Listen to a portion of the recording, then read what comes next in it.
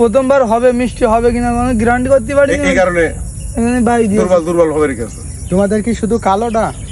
হ্যাঁ কালোটা, লালটা করেনি, সাদাটা করেনি?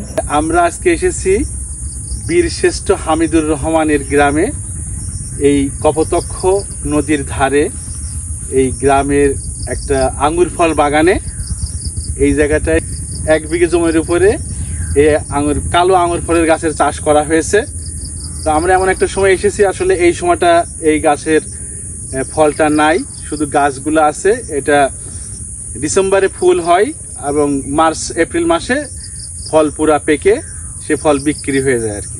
তো আমাদের এই ঝিনাইদহেতেও এরকম সুন্দর আঙ্গুর ফলের বাগান আছে, সেইগুলো দেখতেই আজকে ফরিদ মামা আছে, আমার বন্ধু আলাউদ্দিন আছে, আসাদুল মামা আছে, আমরা সবাই আসলাম এই সুন্দর এই বাগানটা দেখার জন্য।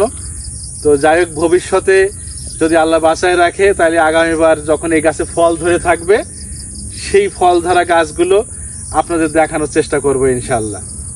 সবাই ভালো থাকবেন, দোয়া করবেন।